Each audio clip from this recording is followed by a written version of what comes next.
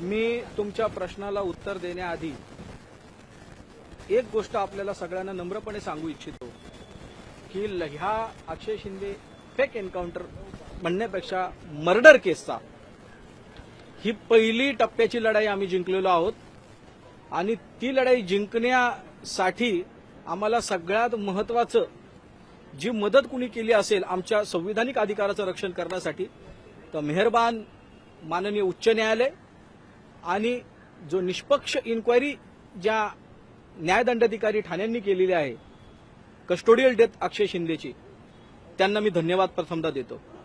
आता जो तुमचा दुसरा प्रश्न आहे की ऑब्झर्वेशन्स आणि मेहरबान न्यायालयाने न्यायदंडाधिकारी जे आहेत ठाण्याचे त्यांनी त्यांच्या याच्यामध्ये काय निरीक्षणं नोंदवलेली आहेत, काय ऑब्झर्वेशन्स आहेत, त्याच्यावरती मी स्टेप बाय स्टेप आपल्याला प्रत्येक घटनेचं उत्तर देतो।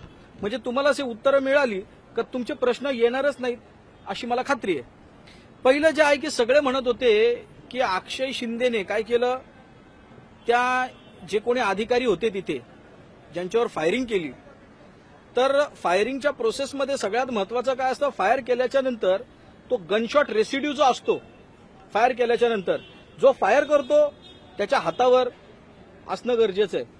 परंतु रिपोर्ट जर पाहिले त्याच्यामध्ये ना अक्षय शिंदेच्या हातावर गनशॉट रेसिड्यू दिसलेत ना त्याच्या हातात जी बेडी बांधलेली आहे त्याच्यात पण गनशॉट रेसिड्यू दिसलेले नाहीयेत। सेकंडली जर फिंगरप्रिंट पाहिलं तर ज्या पिस्टलने अक्षय शिंदेनी पोलिसावर फायर केला म्हणून म्हटलंय त्याच्यावर पण त्याचे फिंगरप्रिंट नाहीये। असं ते मी जे काय सांगतोय ते वाचन केल्यानंतरच सांगतो, माझ्या मनाचं काही सांगत नाही। ज्या बॉटलने तो पाणी पिला त्या बॉटलवर पण त्याचे फिंगरप्रिंट नाहीयेत।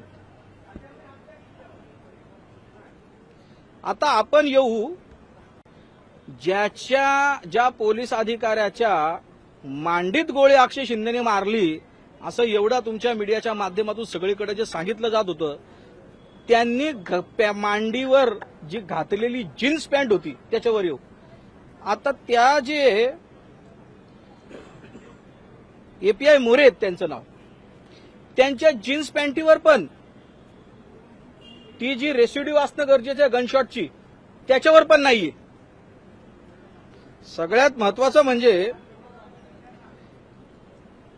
मीडिया समोर तर वेगळं म्हटलं परंतु यांचे जे एपीआय मोरेंची स्टेटमेंट जी आहे जी खाली रेकॉर्ड केली त्याच्यामध्ये त्यांचं असं कुठेच म्हणणं नाहीये की अक्षय शिंदेने त्यांचं पिस्टल छिनलं आणि त्यांनी फायर केलेली आहे।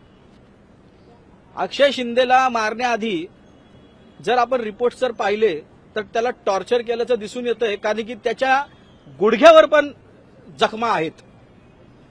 त्याचबरोबर त्यांचं सीन रिक्रिएशन जो केला होता, scene recreation in the sense कशी कशी घटना घडली सीआयडी कडून, त्या घटनेच्या सीन रिक्रिएशन मध्ये देखील त्याची तपासणी मेहरबान न्यायदंडाधिकारी यांनी केली। त्याच्यातून पण ते सीन रिक्रिएशन मध्ये हे निदर्शनास येत आहे की 4 पोलीस अधिकारी एका आरोपीला कंट्रोल करण्यासाठी ती सिच्युएशन हँडल करण्यासाठी सफिशियंट होते। त्यानंतर एफएसएल रिपोर्ट जर पाहिले आमचं म्हणणं नाही, आता एफएसएल रिपोर्ट आमच्या जी कथन आम्ही डे 1 पासून करतो it is a cold blooded murder, it is a murder, त्याला देखील एफएसएल रिपोर्ट दुजोरा देतोय। त्याच्यामध्ये एफएसएल रिपोर्ट प्रमाणे आमच्या सबमिशनला आमच्या म्हणण्याला अर्थ आहे। यांनी अक्षय शिंदे आणि त्याच्या आईवडिलांनी जी काही स्टेटमेंट कोर्टासमोर दिलेली आहे ती सत्य आहे असे दिसून येत आहे। आणि याच्यामध्ये एकंदरीत 5 पोलीस अधिकारी ज्याच्यामध्ये Sanjay Shinde senior PI, Nilesh More API, Abhijit More head constable, Harish Tawde head constable आणि सतीश खताळ पोलीस कॉन्स्टेबल या 5 अधिकारी अक्षय शिंदे याच्या मृत्यूस जबाबदार आहेत असं निरीक्षण मेहरबान न्यायदंडाधिकारी ठाणे यांनी नोंदवलेलं आहे।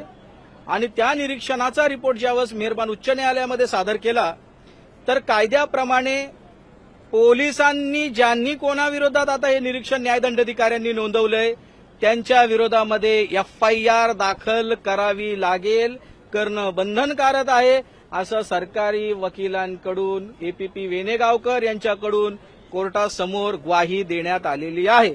नाव we are in the position.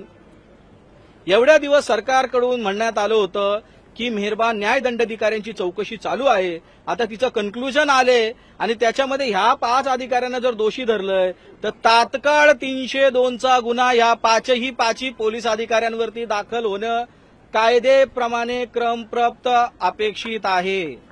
आता हे दाखल जर करत असतील किंवा नसतील, तुमच्याशी बोलल्या झाल्यानंतर माझी एक 5 वाजताची हिअरिंग संपल्यावर मी मुंब्रा पोलीस स्टेशनमध्ये जाऊन ही ऑर्डरची कॉपी त्यांना सबमिट करून या 5 अधिकाऱ्यांवरती तात्काळ एफआयआर दाखल करण्यास विनंती करणार आहे. आणि जर त्यांनी ते केलं नाही तर आपल्या ऍडमिनिस्ट्रेशन ऑफ जस्टिसमध्ये ते ऑब्स्ट्रक्ट करीत आहे, मेहरबान न्यायालयाच्या आदेशाचा अवमान करीत आहे आणि कायदेशीर कर्तव्यास ते कसूर करून आरोपींना कायदेशीर शिक्षेपासून वाचविण्याचा प्रयत्न करीत आहे. या संदर्भात आरोपातील जे काही आपराधिक कलम असतील त्यानुसार त्यांच्यावर देखील गुन्हा दाखल करण्याची आम्ही मागणी करणार आहोत. आणि म्हणून मला तुम्हाला सर्वांना इतकंच सांगायचं आहे की ही फक्त फर्स्ट स्टेप आम्ही आज जिंकतोय.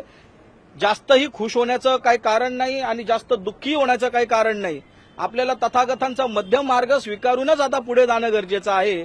आणि म्हणून मला तुम्हाला इतकंच सांगायचं आहे, हे जे काय रिकमेंडेशन, जे काय आम्ही रिपोर्ट पाहिले त्याच्यामध्ये केविलवाना प्रयत्न सरकारच्या वतीने सरकारकडून करण्यात आला की आता हा रिपोर्ट सगळा ह्युमन राईट्स कमिशनकडे जाईल. Human rights no nothing.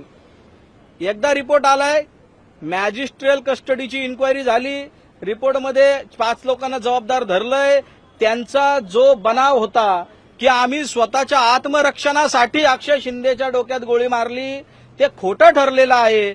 म्हणून क्लिअर कट मर्डर करण्यासाठीच त्यांनी फायरिंग केलेली आहे असे प्रायमाफेसी दिसत असताना जर ते पोलीस अधिकाऱ्यांवरती तात्काळ एफआयआर आजच्याच दाखल होणे हे कायद्याप्रमाणे क्रमप्राप्त आहे.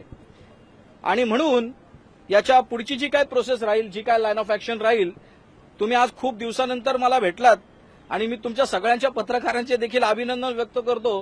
कारण की 24 तारखेला आपण भेटलो होतो आणि आज डायरेक्टली आपण 20 जानेवारीला, म्हणजे फक्त कस्टोडियल डेथची इन्क्वायरी मॅजिस्ट्रेट कोर्टाकडे व्हायला इतका विलंब का लागला? तर सरकारकडून जी काही इन्व्हेस्टिगेटिंग टीम होती त्यांनी मेहरबान न्याय दंडाधिकाऱ्यांकडे जे काही अपेक्षित त्यांना कागदपत्र होते पाहिजे, जे रिपोर्ट्स पाहिजे होते ते त्यांना देण्यासाठी चालढकल करीत होते, विलंब लावत होते. अनेक वेळा जर कोर्टाचे आदेश पाहिले तर जे विलंबाचे ते कारण कोर्टासमोर देत होते त्याचे काय ते सबळ कारण वाटत नव्हते. कोर्टाने देखील त्याच्यावरती अनेक ऑर्डरमध्ये ताशेरे ओढलेले आहेत आणि म्हणून त्यांनी डिले करायचा पुरेपूर प्रयत्न केला. परंतु असं बऱ्यापैकी ह्या केसमध्ये आता आज जो निकाल आलेला आहे आम्ही त्याचं मनापासून अक्षय शिंदे यांच्या पालकांच्या कुटुंबियांकडून आम्ही स्वागत करीत आहोत. आम्ही जी एक प्रश्न, जेव्हा तुम्ही याचिका दाखल केली तेव्हा सुद्धा हायकोर्टानं पोलिसांच्या भूमिकेवरती संशय व्यक्त केलेला होता, पोलिसांच्या पूर्ण पद्धतीवरती ताशेरे ओढलेले होते. हा रिपोर्ट आला, त्या व्यतिरिक्त कोर्टानं अजून काही इन्स्ट्रक्शन पास केलेले आहेत तर कोर्टानं या सगळ्या रिपोर्टला कशा पद्धतीनं दुजोरा दिला? एक लक्षात घ्या की आज कोर्टासमोर रिपोर्ट आला, कोर्टाने तात्काळ एक कॉपी रिपोर्टची आम्हाला देण्यासाठी सांगितलेली आहे. मी जे काही तुम्हाला सांगतोय रिपोर्टच्या अनुषंगाने सांगतोय, माझ्या मनाचं काही सांगत नाही. आणि टिप्पणी त्याच वेळेस कोर्ट करील किंवा ऑर्डर त्याच वेळेस कोर्ट पास करील ज्या वेळेस सरकार त्यांचे कर्तव्य पार पाडित नसतील. आज रिपोर्ट आलाय, आज त्यांना कळालंय, जर ते एफआयआर दाखल करीत नसतील, कारवाई करीत नसतील तर आम्ही पुन्हा येऊ ना कोर्टाकडे.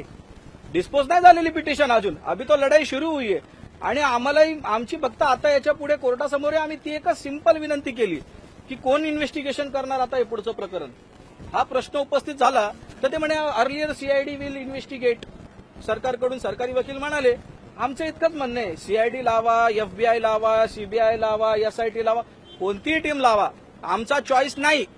फक्त इतकंच, मेहरबान न्यायालयाचं त्याच्यावर नियंत्रण असावं, त्यांच्या आधिपत्याखाली तपास व्हावा आणि आमचा जो निष्पक्ष तपासाचा अधिकार आहे सत्य उघडकीस, फक्त यांच्यापुरतं नाही सगळ्या जनतेसमोर येण्याचा तो निष्पक्ष तपासाचा अधिकार कोर्टाकडून संरक्षित व्हावा, एवढीच माफक मागणी आम्ही कोर्टाकडे केलेली आहे.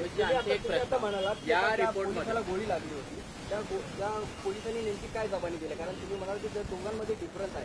काय डिफरन्स आहे, काय म्हणाले? पोलिसांचं जे काय म्हणणं आहे, कोणाच्या म्हणण्यावर दुजोरा देण्यापेक्षा तांत्रिक पुरावे, टेक्निकल एव्हिडन्स, फॉरेन्सिक एव्हिडन्स याच्यावरती आपण जास्त भर दिला पाहिजे. माणूस खोटा बोलू शकतो, पण जे रिपोर्ट्स असतात, जे गनशॉट पावडर ज्यावेळेस फायरिंग होते एखाद्या गनमधून, गनशॉट पावडर 100% ज्यांनी फायर केली त्याच्या हातावर पडतेच. अक्षय शिंदेने जर फायर केली तर त्याच्या हातावरती गनशॉट पावडर आली पाहिजे ना, ती नाहीये ना. आणि त्यांच्या ज्याच्या मांडीत गोळी घुसली असं म्हणतायत, तर त्याच्या जीन्स पॅन्ट जी घातली होती त्याने, त्या जीन्स पॅन्टमध्ये पण गनशॉट पावडर पाहिजे ना, गनशॉट रेसिड्यू पाहिजे ना, त्याच्यात पण नाहीये. म्हणजे अक्षय शिंदेने फायरिंग केली का, हा मी तुम्हाला प्रश्न विचारतो. वाटतं का तुम्हाला कोणाला त्यांनी फायरिंग केलेली आहे? या स्टेजला तर नाही वाटत. आम्ही जो रिपोर्ट आज सादर झाला किंवा चौकशीचा जो अहवाल आहे त्याच्यामध्ये फॉरेन्सिकचे जे एव्हिडन्स आहेत ते ज्या पद्धतीने दाखवण्यात आलेले आहेत की फिंगरप्रिंट्स नाही आहेत किंवा गन पावडर त्याच्या हातावरती नाही अक्षय शिंदेच्या. तर एवढं मोठे लूपहोल ठेवून जो हा एन्काउंटर कथित स्वरूपामध्ये पोलिसांनी केला, हा कुणाच्या विश्वासावरती अशा पद्धतीने त्यांनी हे पाऊल उचललं असं?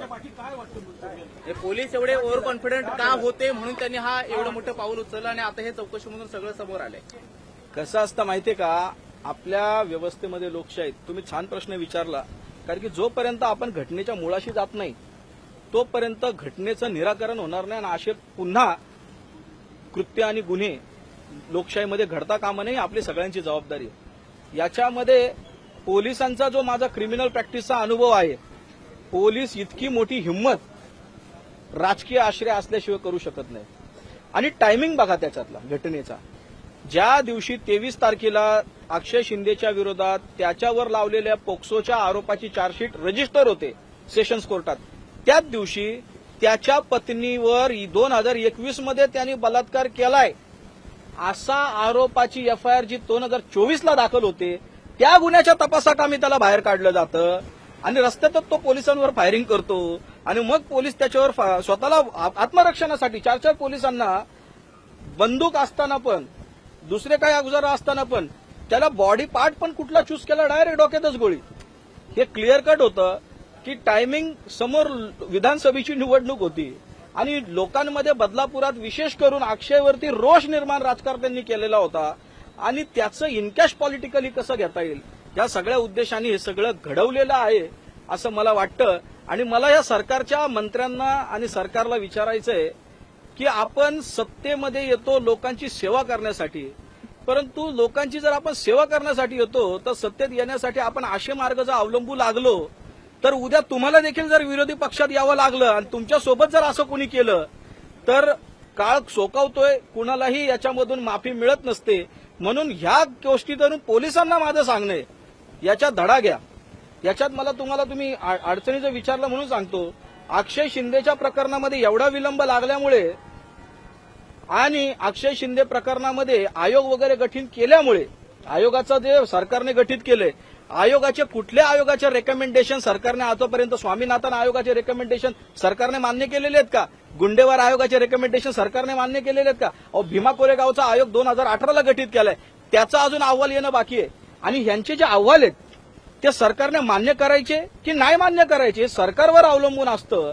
म्हणून आयोगाचा जो त्यांचा लॉलीपॉप जे जनतेला आणि पीडित लोकांना देतात, त्यांना कायद्याचं नॉलेज नसल्या कारणाने त्यांना असं वाटतं की आयोगाचा रिपोर्ट आल्याशिवाय आपल्याला काय होणार नाही. परंतु आयोगाचा अंतिम निर्णय घेण्याचा अधिकार सरकारकडे असल्या कारणाने या आयोगाचं बाहुलं सगळीकडे सगळ्याच राज्यामध्ये सरकार चालवतंय. म्हणून आम्हाला आयोगाचे ह्या काही गोष्टीमध्ये इंटरेस्ट नाही, आम्हाला क्रिमिनल प्रॉसिक्युशन पाहिजे आणि म्हणून आम्ही या सगळ्यामध्ये घडलो आहोत. आता 23 तारखेचा एन्काउंटर अक्षय शिंदेचा झाला, त्याच्यानंतर परभणीमध्ये कस्टोडियल डेथ झाली. जर हाच न्याय जर तात्काळ ह्या सरकारने, आमच्या देवाभाऊंना बदल्याचं नाही बदलाचं राजकारण पाहिजे, जर ही इन्क्वायरी तात्काळ जर संपवली असती 1-2 महिन्यामध्ये तर पोलिसांची तिकडे पण अमानुषपणे जो लाठी हल्ला करण्यात आलेला आहे ती हिंमत वाढवली नसते. आता देखील त्या केसमध्ये देखील त्यांनी क्लीन चिट देऊन टाकलेली आहे.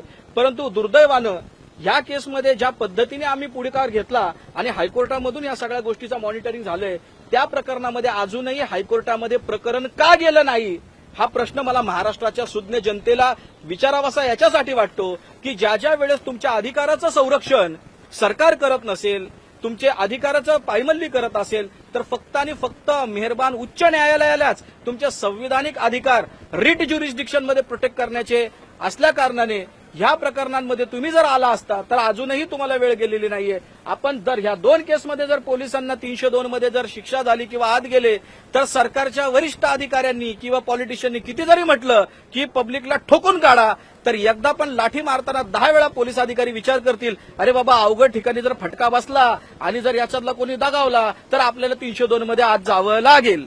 ही कायद्याची भीती निर्माण होणं, ही कायद्याचा रिस्पेक्ट निर्माण होणं ही आताची काळाची गरज आहे असं मला वाटतं. हा राजकीय बळी होता. मला 99% वाटते राजकीय बळी होता आणि त्याचा बऱ्यापैकी फायदा त्यांना इलेक्शनमध्ये झालेला आहे.